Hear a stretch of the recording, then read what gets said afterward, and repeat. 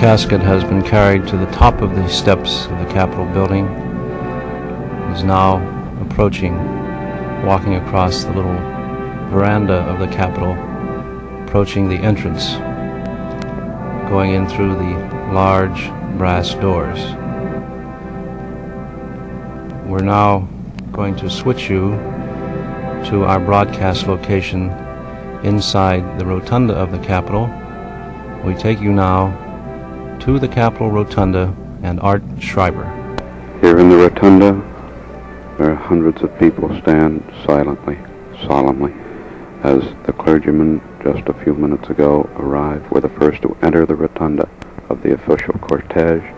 Now the color guard has just walked in. Military men stand at attention as now the casket itself enters the Rotunda, being borne by the military guard.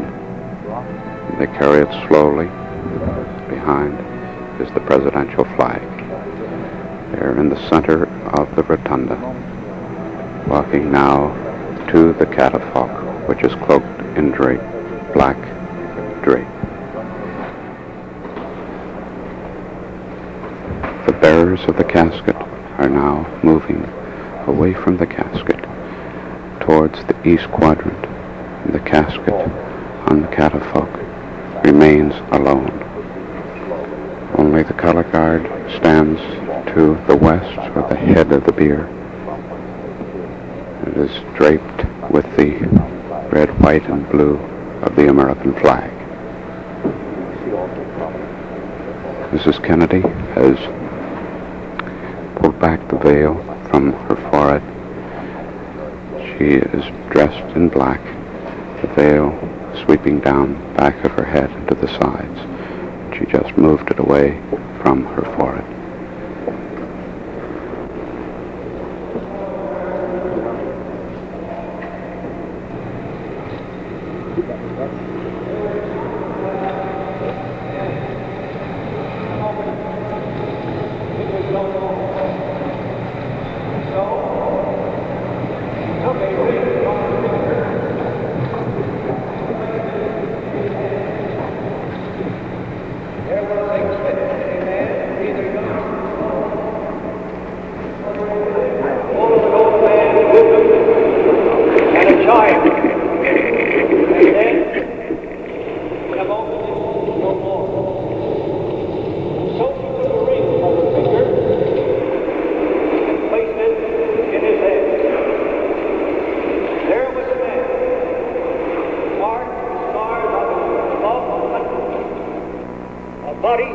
With the surge of a life far from spent, and in a moment it was no more.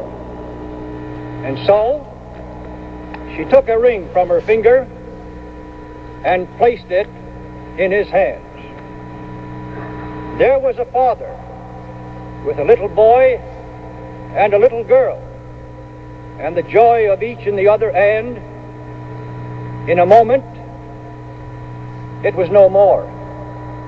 And so she took a ring from her finger and placed it in his hands.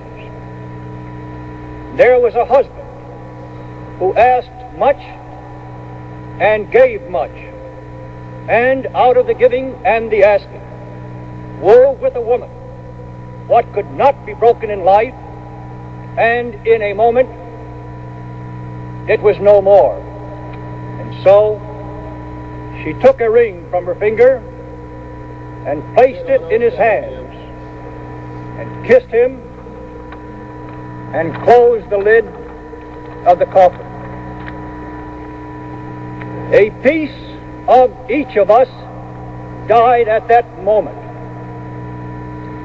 Yet in death he gave of himself to us. He gave us of a good heart from which the laughter came.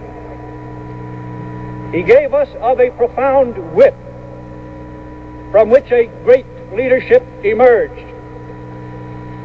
He gave us of a kindness and a strength fused into the human courage to seek peace without fear.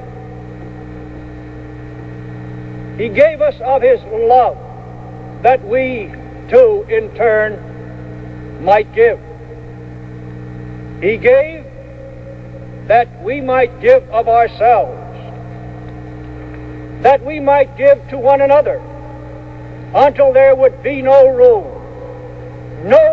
at all for the bigotry, the hatred, the prejudice, and the arrogance which converged in that moment of horror to strike him down. In leaving us these gifts, John Fitzgerald Kennedy, President of the United States, leaves with us. Will we take them, Mr. President? Will we have now the sense and the responsibility and the courage to take them? I pray to God that we shall, and under God we will.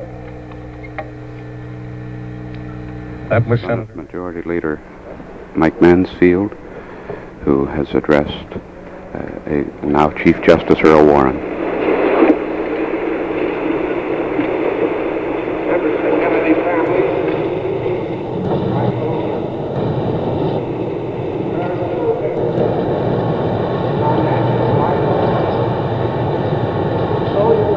Americans, so touched the hearts of all of us as the passing of a President of the United States. There is nothing that adds shock to our sadness more than the assassination of our leader, chosen as he is to embody the ideals of our people, the faith we have in our institutions, and our belief in the fatherhood of God and the brotherhood of man. Such misfortunes have befallen the nation on other occasions, but never more shockingly than 2 days ago. We are saddened. We are stunned. We are perplexed. John Fitzgerald Kennedy, a great and good president, the friend of all people of goodwill, a believer in the dignity and equality of all human beings, a fighter for justice, an apostle of peace, has been snatched from our midst by the bullet of an assassin. What moved some misguided wretch to do this horrible deed may never be known to us. But we do know that such acts are commonly stimulated by forces of hatred and malevolence, such as today are eating their way into the bloodstream of American life. What a price we pay for this fanaticism. It has been said that the only thing we learn from history is that we do not learn. But surely we can learn if we have the will to do so. Surely there is a lesson to be learned from this tragic event.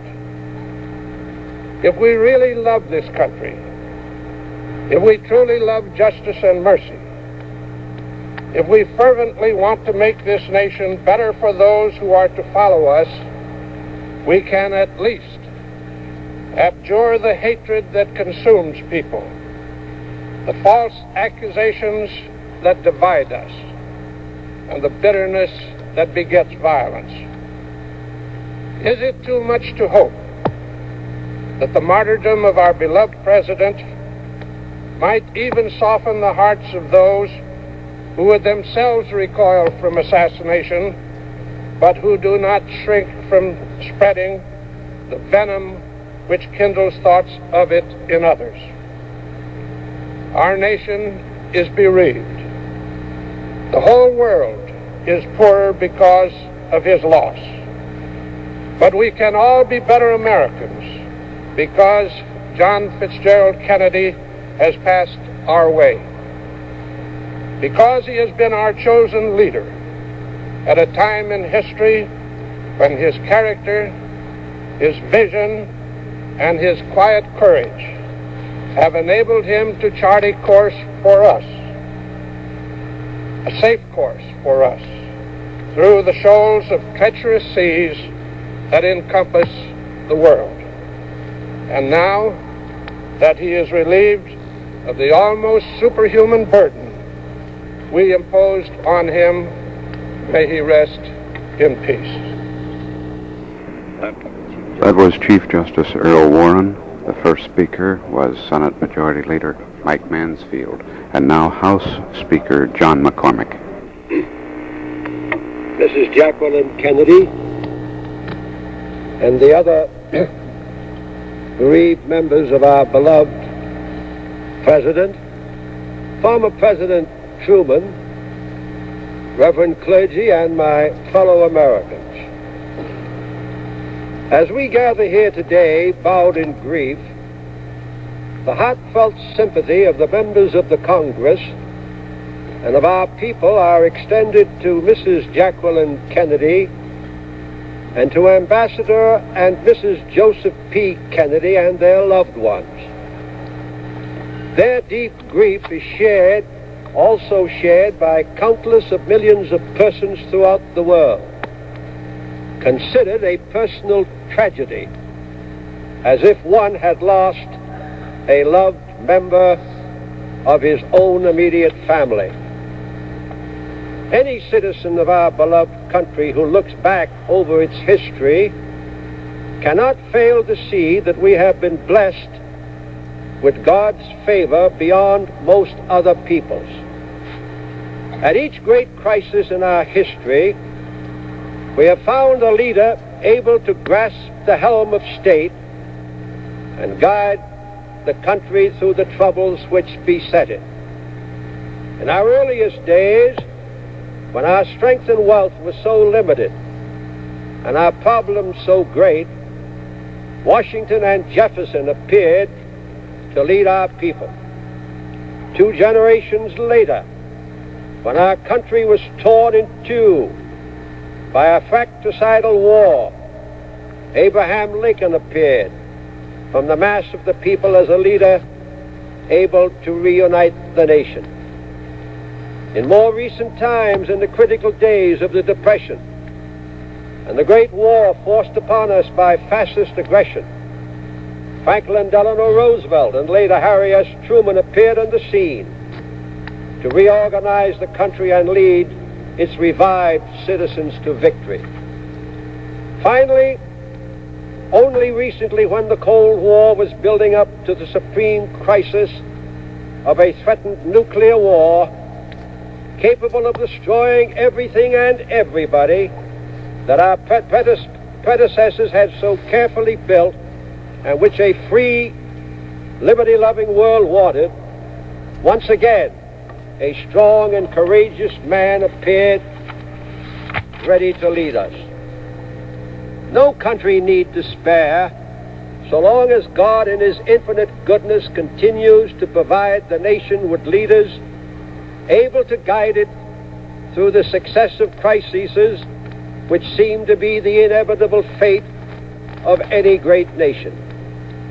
Surely no country ever faced more gigantic problems than ours in the last few years, and surely no country could have obtained a more able leader in a time of crisis.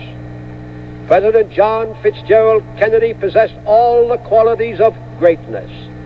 He had deep faith, complete confidence, human sympathy, and broad vision which recognized the true values of freedom, equality, and brotherhood, which have always been the marks of the American political dream.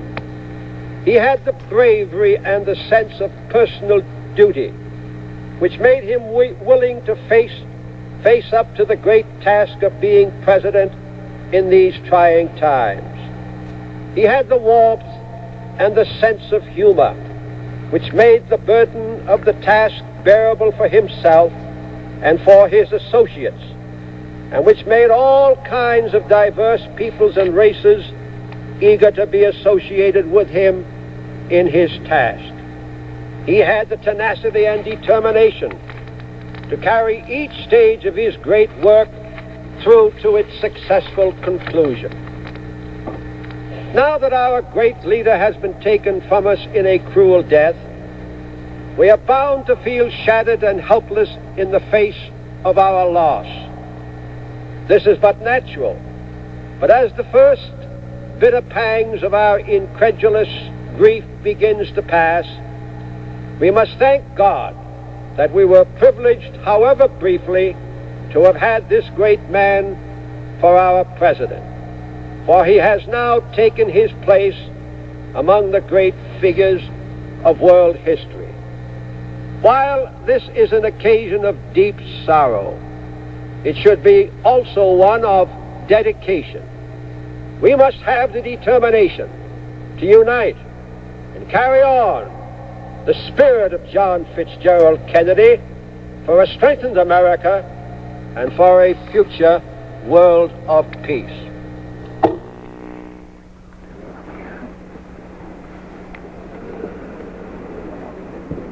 That was House Speaker John McCormick. The first speaker was Mike Mansfield, the Senate Majority Leader, and then Chief Justice Earl Warren of the Supreme Court, and finally, Mr. John McCormick of Massachusetts, longtime friend of the late President Kennedy. And now Mrs. Kennedy, holding the hand of daughter Caroline, walks to the casket. She stands, now kneels.